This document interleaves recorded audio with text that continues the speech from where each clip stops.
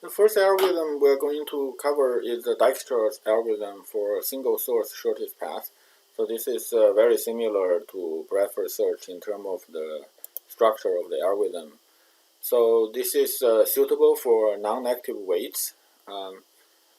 It in a generalized form, which we are actually going to talk about. It also works for negative weights, but so long as there's no negative cycles. So in this algorithm, we start with a source that is already specified. So every time we will try to find the next node that has a shortest distance to the source. So we start with the source node, so that has a distance 0, which will be the shortest. And after we find this next node, we will process all the edges from that node and see whether using this node will give a shorter distance to other node. So after we update those distances, then we will again try to find which node among the remaining ones have the shortest distance, and then we will take that. So we do that until we're done. So the main question is, how do we find the next node with shortest distance efficiently? So a naive implementation will be, we just loop over all the nodes, and then we check what is the current distance we know for each of the nodes. So each of the nodes, we will initialize it with distance infinity, and the source node will initialize with 0. So after we process a node, we will compute the new distance using the current node to reach other node, and if we get a shorter distance, we'll pick that. But using an array just to store all the distance, and then each time we scan through them, that will give us a quadratic algorithm, n-square algorithm. Dijkstra can be implemented more efficiently if we use a priority queue, so that when trying to find the next node with the shortest distance, instead of linear time, we can do it in log time, or we can do it in log time. So there are two ways to do this. Method one is to use a bit of fancier data structure for priority queue, which support adding a node with a particular priority value, and find the node with the minimum priority, and also decrease priority. So update a node that's already have a priority, now we want to change that. So this can be implemented efficiently using a Fibonacci heap. But the standard priority queue implementation in languages such as Java and C++ STL, they do not support this decreased priority. So an alternative method for Dijkstra is to use this standard implementation of priority queue. So in this case, what will happen is for every node, we may add that node to the priority queue multiple times, because we may find the path to that node, and then we add it to the priority queue. But before that is being processed, we may find another path to the same node with a shorter distance, so we also add it to the priority queue. So then when we process, the first time we see a node, the distance will be the correct shortest distance. So the next time we see, we may see the node again in the queue, but then we know that will not produce a better solution. Then we simply sort of ignore that.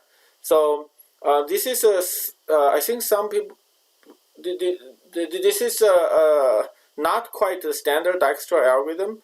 But in practice, it works pretty well, and it's much more versatile than the standard Dijkstra. So there are variants that you can implement using this mechanism.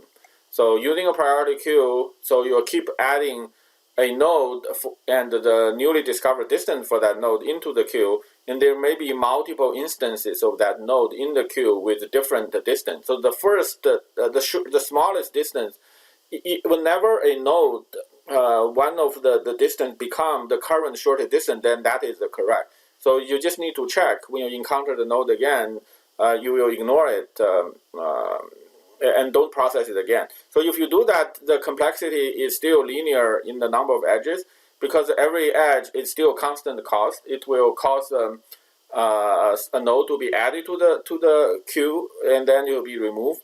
No edge will be used sort of more than once in this context. So here's the algorithm specified in pseudocode taken from Wikipedia. So we start by creating a set of node queue, which are all the nodes that we need to find the distance to it.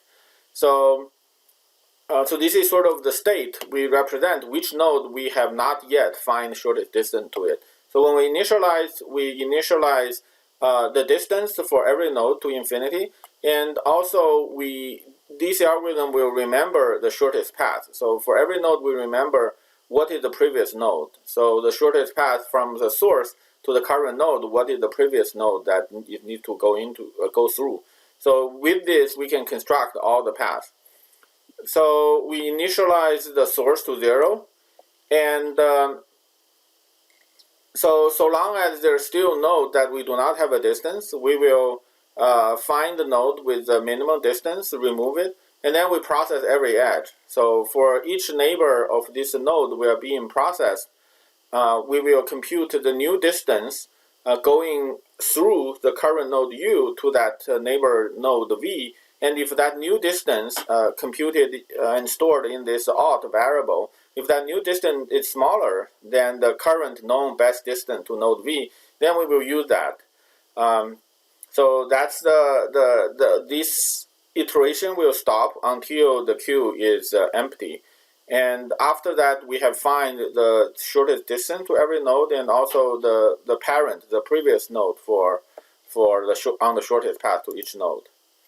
So this sort of animation illustrates how the algorithm works. So A is the source. So at the beginning, each node is initialized with the distance infinity, and then starting from 1 is the source node.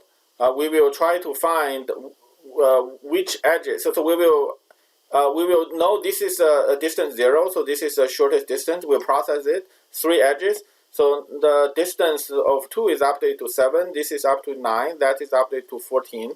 And then the shortest distance among all the nodes will be node 2 because it has the 7, and everything else is bigger. So then we will process this node. We know the shortest distance to node 2 must be 7 because any other node will go through a longer distance and then come back to reach this node. So because the edge weight are non-negative, so there's no way to shorten a existing long path. So 2 is, we know the shortest distance to the node 2 is 7. And then we process the edges for that are connected to 2. So it will be able to, we try to update the distance. So we can update the distance 4 to be 22, which is 7 plus 15. But the shortest distance to 3, the path going through 2 does not give a shorter distance. So that distance 17 is bigger than 9. So the update will not occur. So then after the updating with all the edges of 2, the node with the shortest distance is 3, and so on. So that's how the algorithm works.